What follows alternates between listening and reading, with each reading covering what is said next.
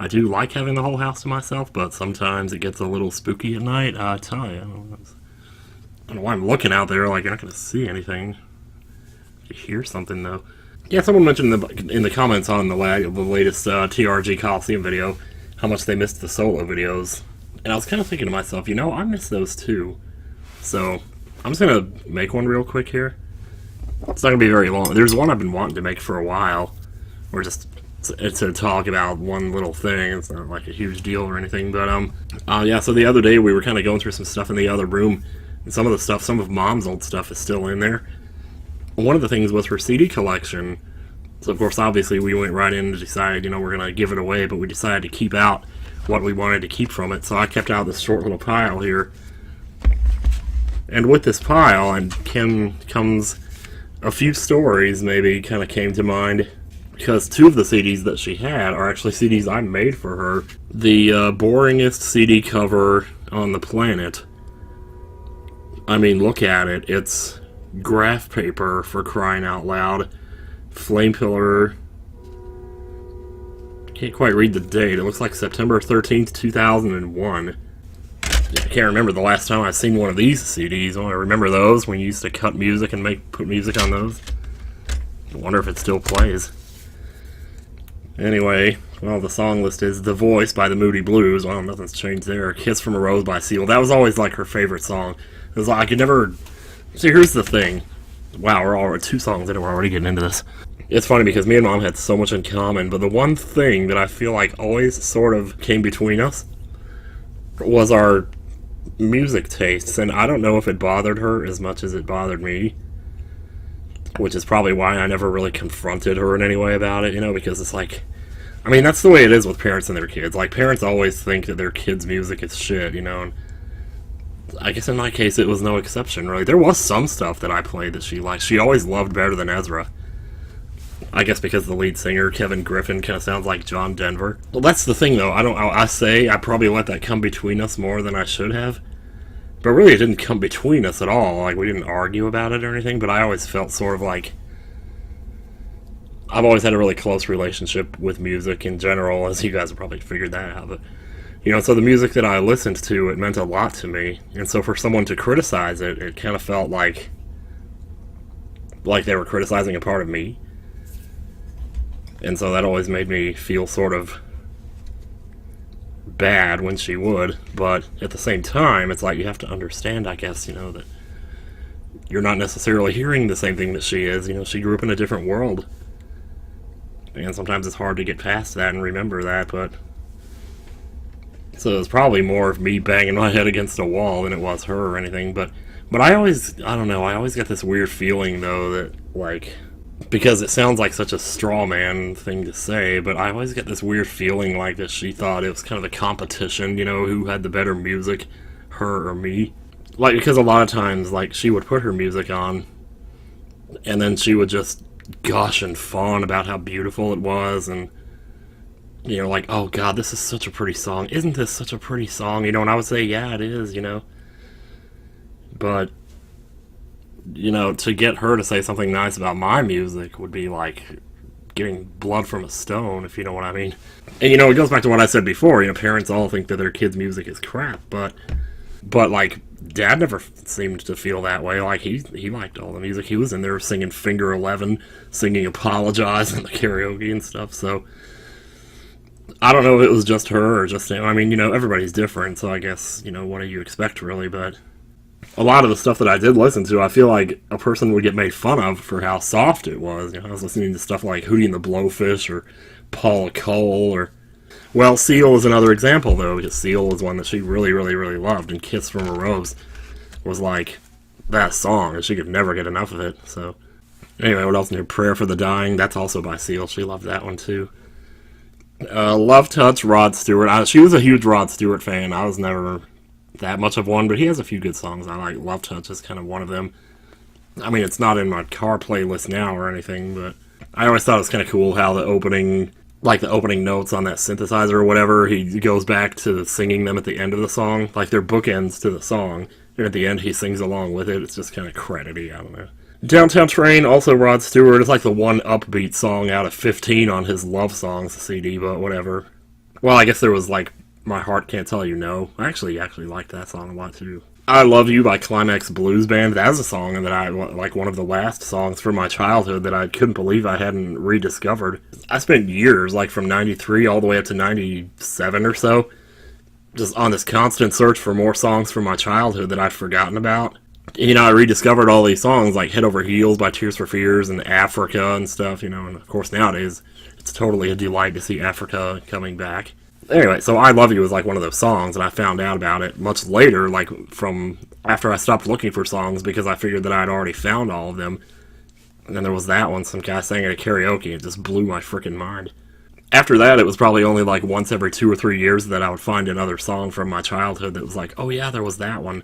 It's like in 2004 when I worked at Walmart in Virginia, I found another one. It was Heart to Heart by Kenny Loggins, and I don't know. It's like people who don't know what these songs are probably don't really care that much. Oh, Africa's on here. Africa's on this CD. Wow. Never Surrender by Corey Hart. That's a good one. That's a nice badass song. Nice Proton Johnishy song if you're looking for one of those. All I Need by Jack Wagner. That's another one of those from my childhood. I used to get so frustrated that they would never play on the radio. But these days, I'm kind of sick of it. I don't know. Chains of Love by Erasure. Dear God, I sang that at karaoke. Stephen Vlog got some of me singing that. That was always a good song. A Little Respect by them is good too. Even though nobody talks about that, they talk about Always. Take It Easy on Me by Little River Band. That was my Faxanadu song, I remember, but Little River Band, they were good. Just 7 Year Ache by Roseanne Cash. That was a good one. We Don't Talk Anymore by Cliff Richard. And then the last 4 Beatles songs in my life. We Can Work It Out, She Loves You, and Ticket to Ride. So, yeah. Apparently, she told me many times that she listened to these a lot, so I'm glad to hear that she got some use out of them. This is what the other one looked like. It was like, well, my fingers are too big. How about we hold it like that? There. 80 minutes, 700 megabytes. Wow. 700 megabytes is still a lot these days, isn't it? Huh.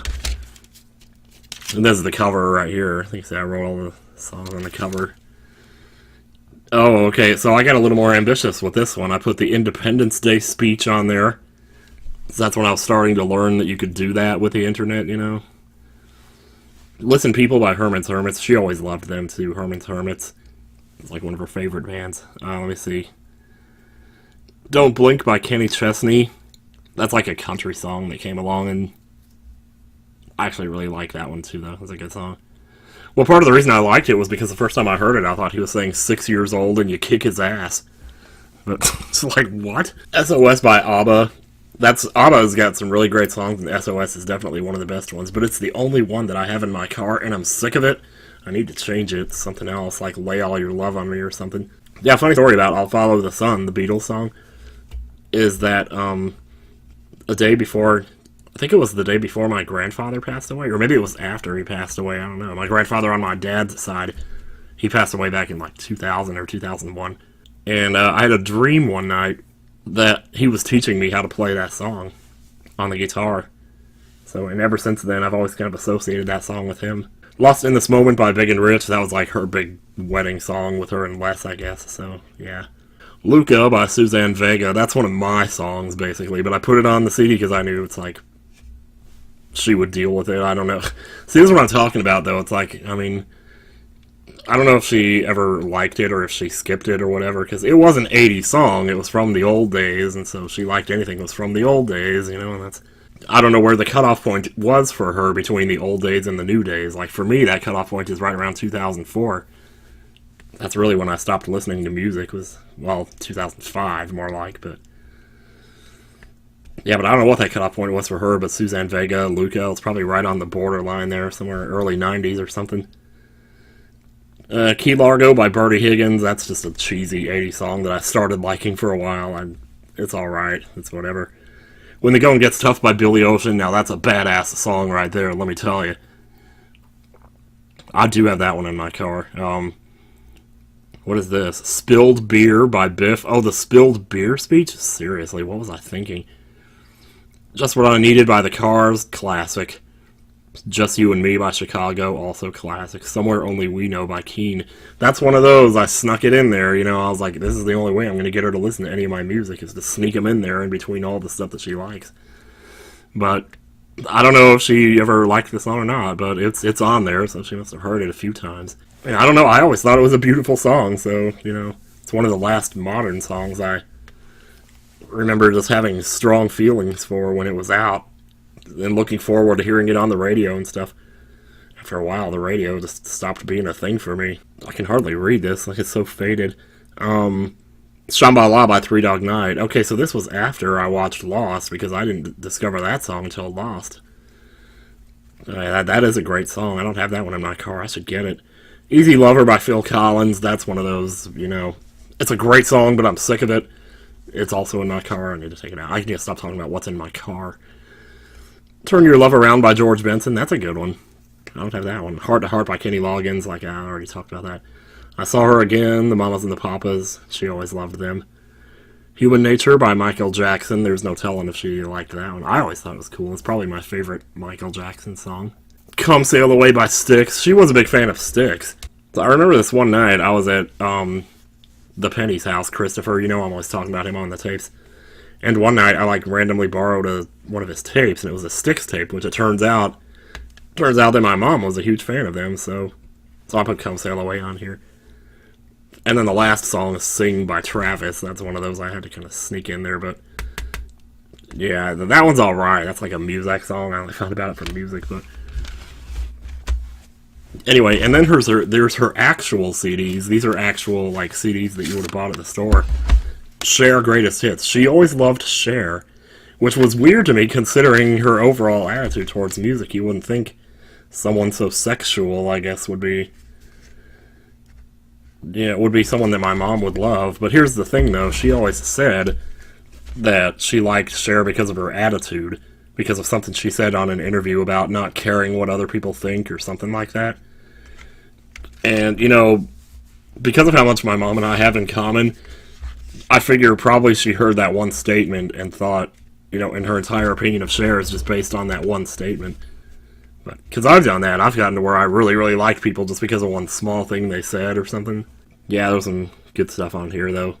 If I could turn back time, obviously.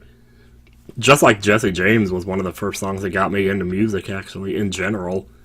It's one of the first songs from my childhood that kind of resurfaced back in the Mario Paint days. Those were the days. This is probably the album that she listened to the most out of anything. Gloria Estefan, Greatest Hits. I know every single song on here. And, it's not bad, I gotta say. I mean, it's not bad at all. I honestly think that her slow songs are her best ones, though. My favorite one is probably Words Get in the Way, though. Without a doubt. Her favorite song was I See Your Smile. Every single guy she got with, that was their song, whether it was Bob or the guy she talked to in Michigan or whatever. I mean, I make it sound like she was going around, but no, it's not. It wasn't like that. She had a phase, where after she broke up with Bob, she went to see somebody that she had met on Opinions, and it was... she finally told me that story, because that happened back in 2004, 2005. And she just told me about it 2 years ago, so she's always been ashamed of it. And I was like, dude, you were in a bad situation. Reba McEntire's What If It's You? This is just some random album that she came out with around is there a year on this? It's probably 1995 or 1996. And I got to know this album pretty well too. I can't remember. I kind of want to put it on because I want to hear these, because I can only think of 2 songs right now that I remember from it. Because one of them has a drum... What do you call a drum fill-in? It has a drum fill-in that I've been copying to this day. And it goes like this. Sorry for banging the head down like I'm really doing something. But yeah. Yeah, it's from the second song on the CD. It's called The Fear of Being Alone. And it has that drum fill-in in it. It's like that. It's so good. I don't know. But it's funny how a song that you hear does 1 or 2 or 3... Well, I probably heard that one 10 times in my life. But it's funny how you remember that, and you carry those drum solos in your head with you. The last one that I kept from her collection was one by a group called Shadazy. And when I moved in with her in 2004, it turned out she had become kind of a fan of these girls. And when she put on the CD, I was more than a little surprised how hard it was. This was on the level of Michelle Branch right here. as far as how hard it was. There was electric guitars. There's one where it was almost on the verge of rapping, but it was a great CD, though, I remember. I can't remember most of the songs now, just the first few. Yeah, we had a lot of fun dancing around the house to this one, but yeah, but so there it is the Mom's CD collection. It's funny how now it's me wanting to go back and listen to her music rather than me trying to get her to listen to mine. Even before she passed, though, I actually made a separate thumb drive to put in the car when she would drive somewhere that only had, like, her music on it, so, you know, and she actually thanked me for that, so. It gave me mixed feelings, though, because it's like, yeah, I'm glad you appreciate it, but at the same time, there's a part of me that felt like I was erasing myself from her life by doing that. I know that doesn't make any sense, but, like, I don't know. Yeah, I'm gonna try to make more of these, dude. I always say that, and I never do it, and I probably always say that I always say that, and I probably always say that I always say that I always say that, which I probably said in the last one, too. So yeah, let's call it there. It is actually 2 in the morning, so I better go.